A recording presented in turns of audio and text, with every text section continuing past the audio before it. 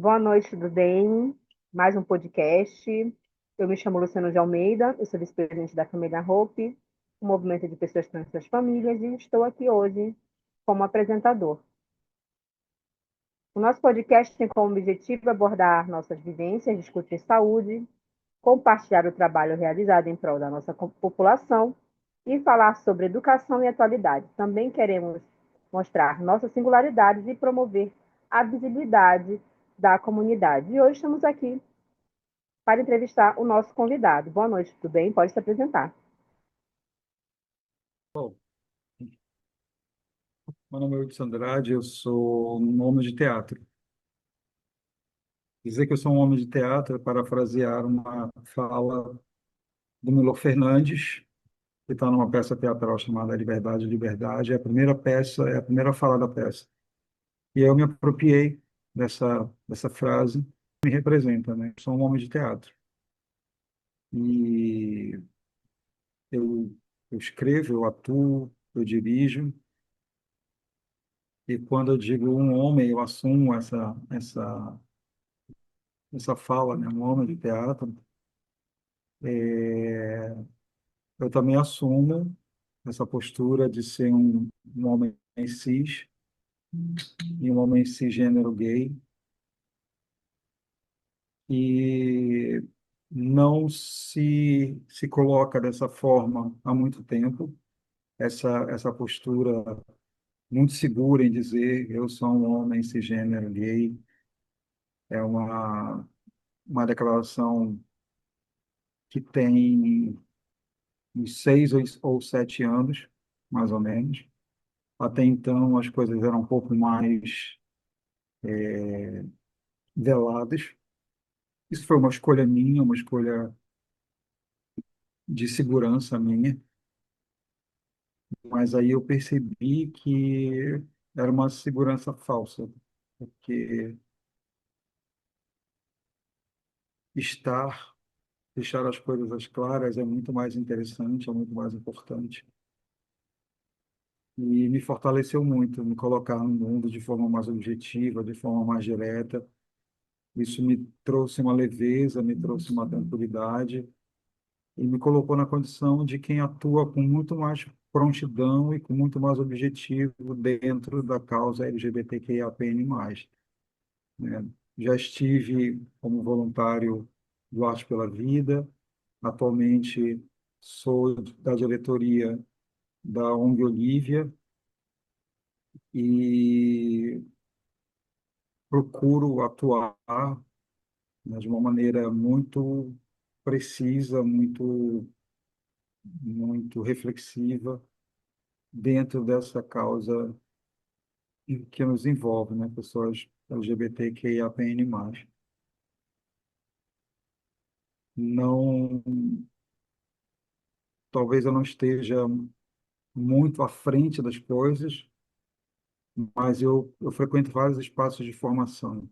Eu dou aulas de teatro, eu dou aulas para educadores sociais, eu dou oficinas pela cidade. E nesses espaços todos eu sempre tento levar essa postura, né? Eu me apresento dessa forma, né? Eu sou um homem cisgênero gay. Os meus pronomes são ele, dele, mas eu respeito, acolho e utilizo o pronome neutro, porque eu acho que isso dá identidade para as pessoas. Então, nesses espaços, a minha atuação é sempre nesse sentido, né? E mesmo dentro do teatro. Eu acredito no teatro como uma ferramenta política da sociedade, e no teatro eu também me coloco e coloco as minhas apresentações no sentido de colocar as pessoas para refletir sobre tudo, mas quando é essa pauta especificamente, isso me é muito caro, trazer essa pauta para dentro do teatro sem ser panfletário, mas como um bom teatro tem que ser, né? De colocar as coisas para que as pessoas olhem, parem, reflitam acerca disso. E como você descobriu e se apaixonou pelo teatro? Isso eu tenho uma frase que eu digo para as pessoas que é muito engraçada para a maioria das pessoas. Eu digo que eu não nasci, eu digo que eu estreiei. Então, a partir do momento que eu me entendo por gente, eu estou em algum movimento de encenação. Eu aprendi a ler muito cedo e sempre li, e lia para outras pessoas, lia fazendo as vozes dos personagens, as minhas brincadeiras com meu irmão, quando a gente era criança. A gente não tinha recursos para ter muitos brinquedos, então a gente fazia os nossos brinquedos, e eu fazia fantasias de personagens, e a gente brincava com essas fantasias que eram feitas de jornal. Na época, havia um personagem que era um Ultra Seven, que lutava contra os monstros que destruíam Tóquio. Então, eu fazia as fantasias dos monstros, a gente construía uma cidadezinha em miniatura, e aí a gente brincava de monstro e destruindo a cidade. Então, essa história de encenação sempre teve presente na minha vida. E atualmente é o meu exercício de trabalho profissional. Eu tenho duas turmas de teatro e também dou oficinas em vários espaços da cidade, contratados ou não, dependendo do espaço. Mas o teatro é o que, nesse momento, me sustenta e é a minha forma de atuação no mundo.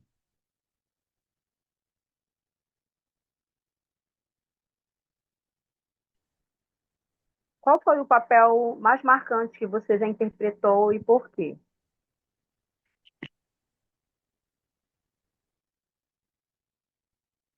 É muito difícil dizer qual é o personagem mais marcante, porque cada espetáculo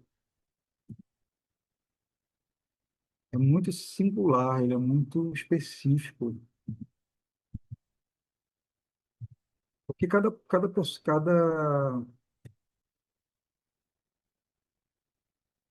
espetáculo ele é uma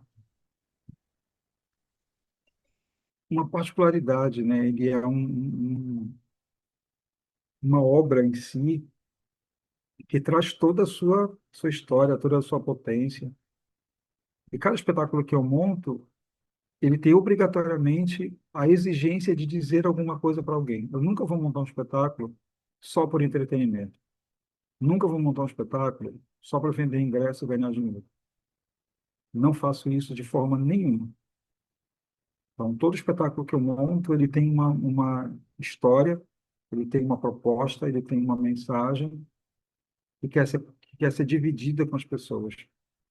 E quer que as pessoas vejam como é que eu estou refletindo o mundo naquele momento. Então,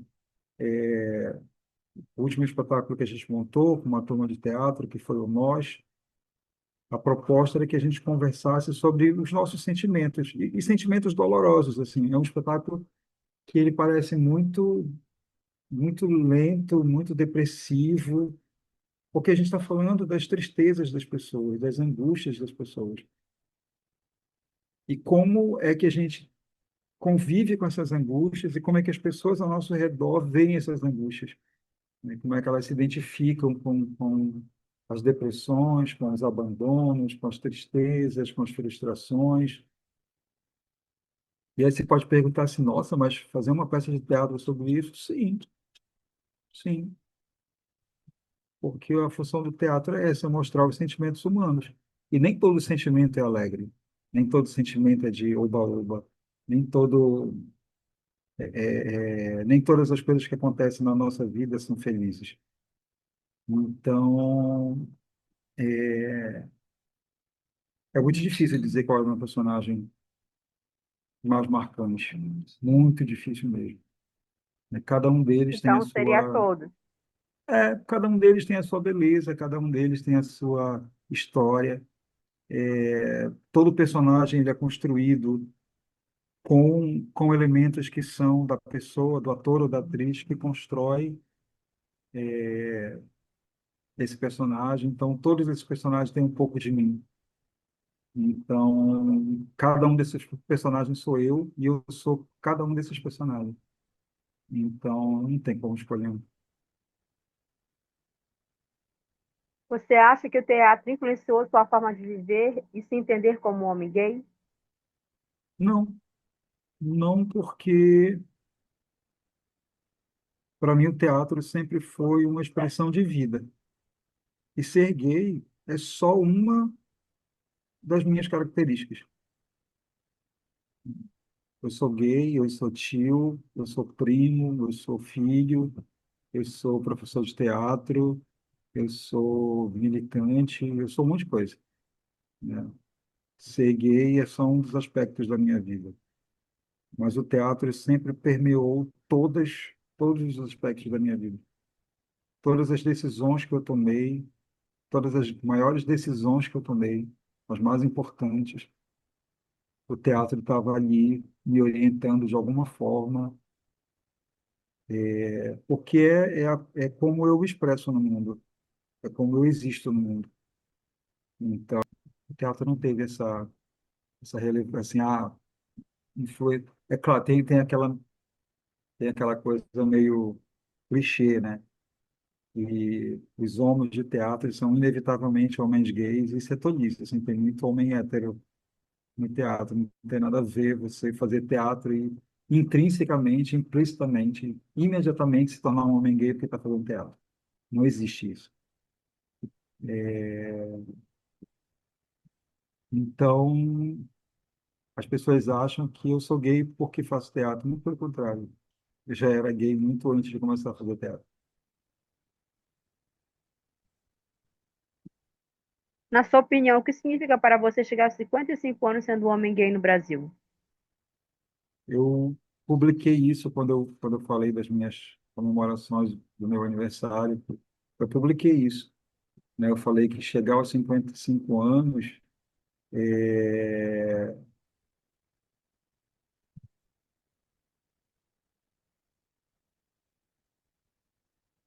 faz de mim um sobrevivente e me faz um privilegiado. É, e ser um privilegiado me exige que eu contribua de alguma forma com as outras pessoas. Eu publiquei, né, no Instagram, falei assim, ser um privilegiado me dá mais responsabilidade, porque se eu, aos 55 anos, no país que é o Brasil, machista, homofóbico, né, LGBTfóbico, assassino de pessoas trans, violento com a nossa comunidade, né, chegar aos 55 anos é um grande privilégio. E se eu cheguei até aqui, eu preciso que outras pessoas cheguem até aqui também. Preciso contribuir para que outras pessoas cheguem até aqui também. Preciso trabalhar com essas pessoas. Eu preciso contribuir com essas pessoas, para que elas também contribuam comigo, para que elas também trabalhem comigo e a gente juntos consiga fazer esse mundo minimamente melhor para a gente. Linda mensagem, né?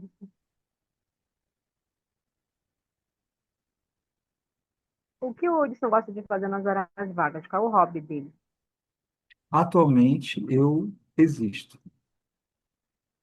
Então, recentemente eu comecei um curso de figurino cênico. Então, voltar lá na escola de teatro e dança, né? Então voltar para a academia, mesmo que no curso técnico, eu estava completamente desacostumado da loucura que é esse espaço acadêmico, matérias, trabalhos, um calendário todo destruído por causa de greves. Então, chegou um momento assim que eu estava enlouquecido, que eu não tinha tempo de arrumar meu quarto. Então, eu chegava nos finais de semana completamente exausto e sem condições de fazer nada além de fazer os trabalhos que eu estava devendo para entregar. Mas o que eu faço é estabelecer momentos em que eu paro. Uma coisa que eu descobri e que eu acredito e que eu defendo são momentos de ócio. Ócio é uma coisa maravilhosa na vida das pessoas, é uma necessidade na vida das pessoas. É o momento em que tu paras para não fazer absolutamente nada além de respirar e existir. Então, antes de começar esse curso, o domingo eram os meus dias de existir. O máximo que eu fazia era regar minhas plantas, varrer meu quarto, passar um pano e deitava na cama. Mas isso era assim, eu acordava a hora que eu tivesse que acordar, eu levantava da cama a hora que eu tivesse que levantar da cama, eu comia quando desse fome, eu não cumpria horário nenhum, eu simplesmente existia. Como eu estou nessa confusão toda agora, eu estabeleço assim, eu vou tirar, quando eu chegar em casa, eu vou tirar uma hora. Então, eu chego e paro e não faço absolutamente nada. Eu deito, tomo um banho, deito na cama. Às vezes eu coloco uma música para escutar, mas eu prefiro não ouvir música, eu prefiro ouvir som de chuva com trovão. Então eu pesquiso lá no Google chuva com trovão. E aí tem aquela gravação, assim, 2 horas de chuva com trovão. Aí eu boto o fone de ouvido e fico escutando o barulho de chuva com trovão, deitado na minha cama sem fazer absolutamente nada. Então, nas minhas horas vagas atualmente, eu exercito o ócio. Condição, que idade você reconheceu que você era um homem gay? Oficialmente, aos 49 anos. Eu, 40? Nossa. eu sempre soube que eu era um homem gay. Durante algum tempo, eu neguei isso. Durante algum tempo, eu fugi disso. Eu cheguei até a me assumir bissexual um tempo, porque eu achava que eu precisava ter um relacionamento com uma mulher, e isso contribuiria de alguma forma para que eu fosse melhor aceito, mas isso não deu certo. E eu sempre me entendi como um homem gay, apesar de lutar contra isso em vários momentos da minha vida, mas aos 49 anos, quando eu arranjei, comecei um namoro que parecia muito estruturado, muito sério, muito organizado, eu achei necessário conversar com a minha mãe. Então, aos 49 anos, eu contei para minha mãe que era gay. Eu duvido que ela não soubesse antes, porque todas as mães sabem que tem um filho viado. Toda mãe sabe. Toda mãe sabe que tem uma filha sabatana. Toda mãe sabe. Elas podem até fingir que elas não sabem, fazer a louca, fazer a egípcia, mas elas sabem. E aí, aos 49 anos, foi o dia que eu cheguei com minha mãe e falei assim, eu sou um homem gay, tenho um namorado, e é isso. Então, essa data, para mim, é o que eu considero a minha saída oficial do armário, aos 49 anos. Agora iremos passar para a Isis. Isis, com você.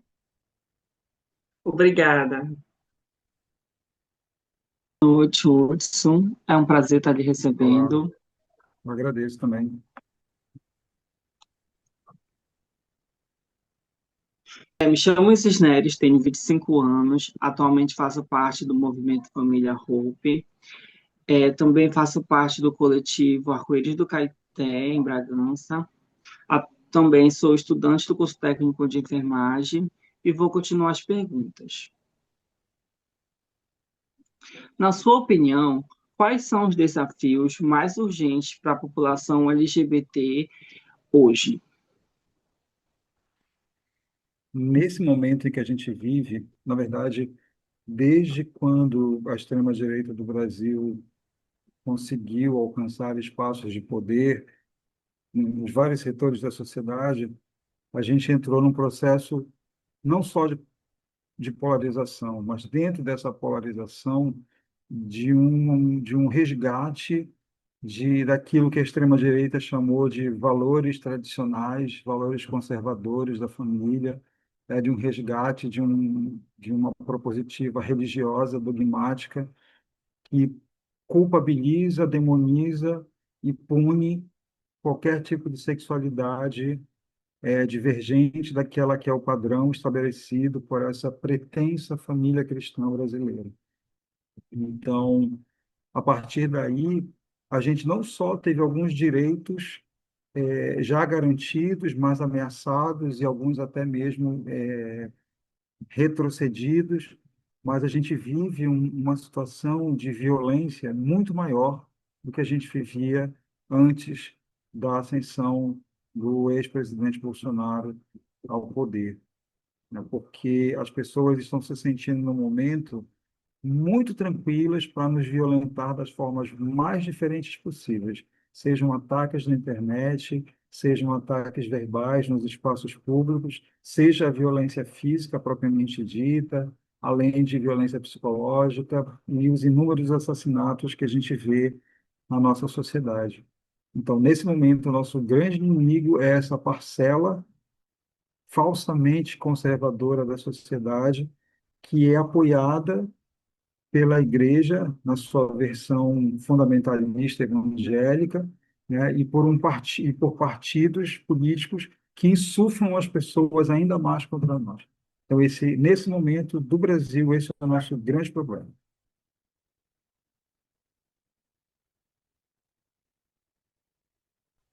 Como você lida com o privilégio de ter chegado até aqui e como transforma isso em ação para o coletivo?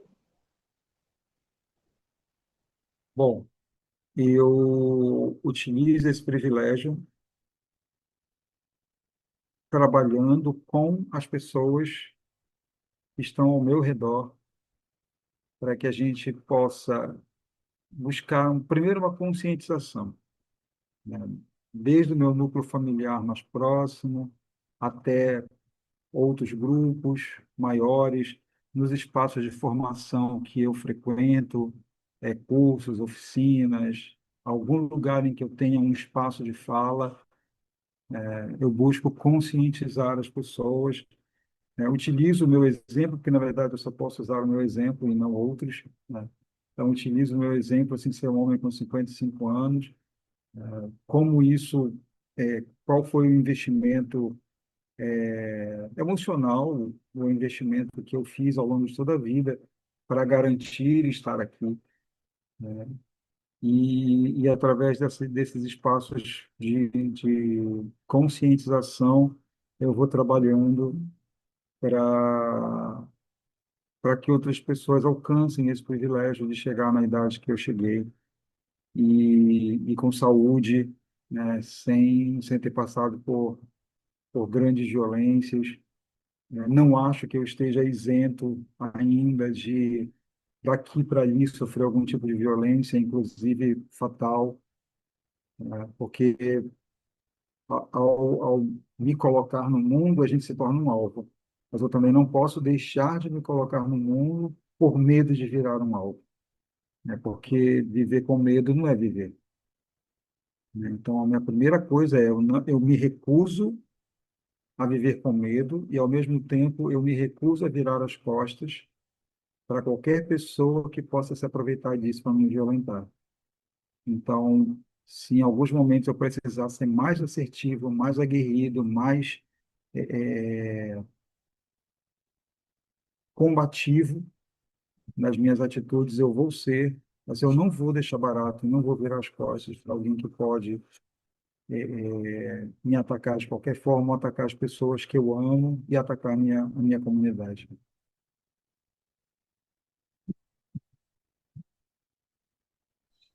Quem são suas maiores inspirações na arte e na militância?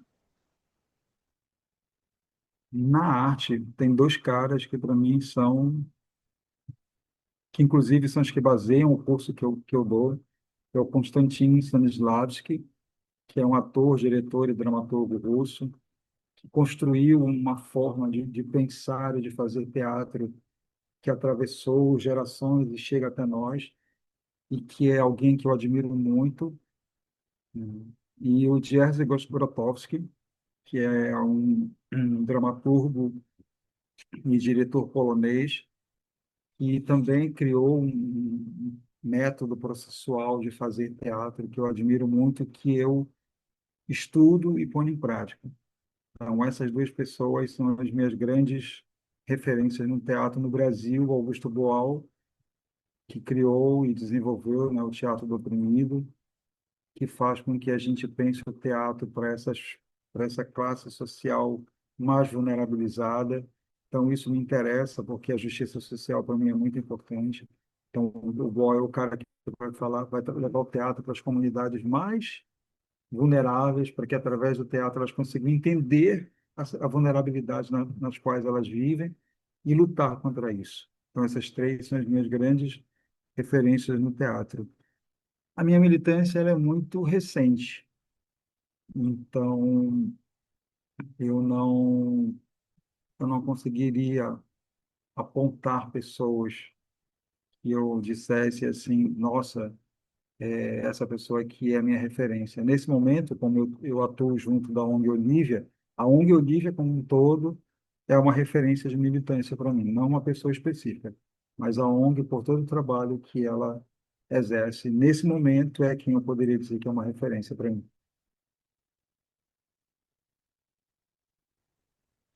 Que mensagem você deixaria para os jovens LGBTs que têm medo de serem o que são?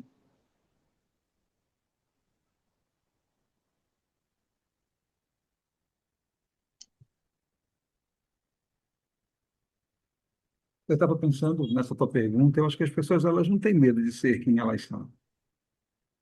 Eu acho que elas têm medo do mundo em que elas vivem, porque elas são o que são.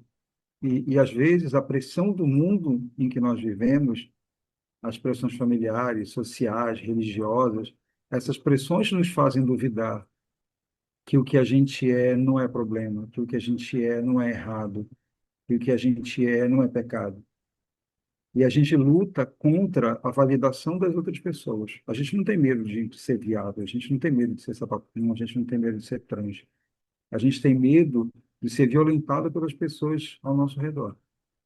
Então, eu diria para as pessoas algo que eu acho que eu já falei aqui nessa entrevista, que viver sem medo, viver com medo, não é viver. Que a pessoa tenha consciência do que ela é e que ela exista no mundo e que nós possamos nos unir para nos proteger entre nós desse mundo que quer nos violentar. Mas se eu posso deixar uma mensagem, não tenha medo. Porque quanto mais medo a gente tem, mais oprimido a gente é, mais silenciado a gente é. E no final das contas, a gente vai ser violentado do mesmo jeito. Só que a gente vai ser violentado calado, submisso, subjugado. Se em algum momento a gente for sofrer uma tentativa de violência, a gente vai ser violentado, mas de cabeça erguida, e a gente vai lutar contra isso, a gente vai resistir contra isso, e a gente não vai deixar ser morto por conta disso. Então, a minha mensagem é: não viva com medo, porque viver com medo não é viver. Como você vê o papel da cultura e do teatro na luta pelos direitos humanos?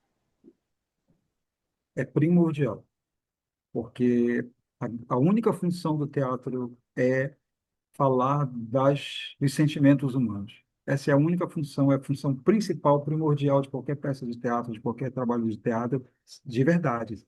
Teatro mesmo, não estou falando de entretenimento vazio, estou falando de teatro, valendo. Então, a função do teatro é falar sobre os sentimentos humanos. Então, ao expor os sentimentos humanos, a gente dá voz às pessoas das mais diferentes dimensões, das mais diferentes orientações sexuais, das mais diferentes orientações ideológicas políticas, das mais diferentes formas de se expressar no mundo. Então, o teatro ajuda a construir uma consciência crítica sobre quem são as pessoas e o direito que essas pessoas têm de existir no mundo.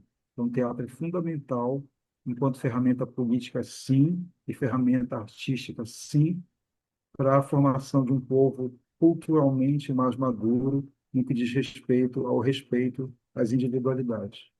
Quais das mudanças sociais você ainda sonha em ver acontecendo no Brasil? Eu quero ver os super ricos todos taxados, pagando os impostos que eles devem pagar, porque é impossível que as pessoas não percebam que para existir um super rico é necessário que milhões de pessoas sejam jogadas na pobreza e na miséria. Então, essas pessoas podem até ter o direito de ter uma quantidade absurda de dinheiro, o que eu não acredito que seja um direito, mas elas têm que pagar por isso.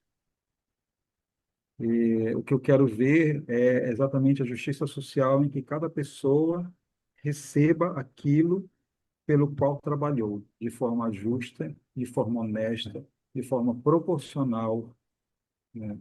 Mas que ela receba aquilo que é justo, aquilo que é honesto que ela receba, que todas as pessoas possam ter aquilo que elas querem. Se a criatura quer ter um iPhone de última geração, ela tem o direito de ter um iPhone de última geração pela força de trabalho que ela exerce no mundo.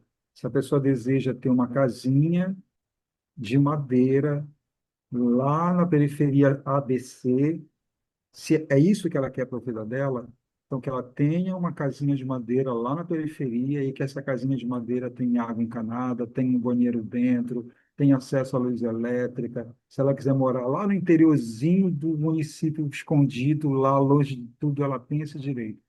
Acho que cada pessoa tem direito de existir e viver da forma que ela deseja, mas que ela tenha os seus direitos individuais e constitucionais garantidos pelo Estado. Se você pudesse deixar um legado para a comunidade LGBT, qual seria? Caramba!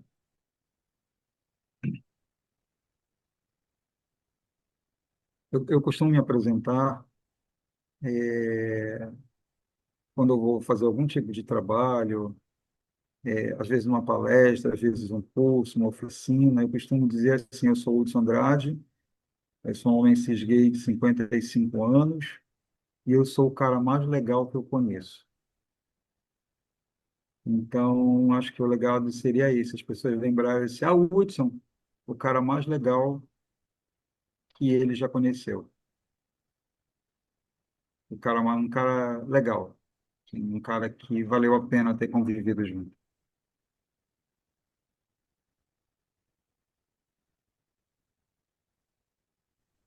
Obrigado pelas respostas. Agora eu vou passar para o vice-presidente da família Roupe, Luciano. Beleza. Queremos agradecer a sua presença aqui, Hudson. Nosso muito obrigado por ter dado o nosso convite e dizer que a gente está muito feliz por você estar aqui. Eu me agradeço muito a oportunidade. Eu tinha visto, né, outros momentos desse podcast e receber o convite para participar dele, é uma alegria muito grande. Boa noite, gente. Mais uma entrevista com o Hudson e até a próxima. Tchau, tchau.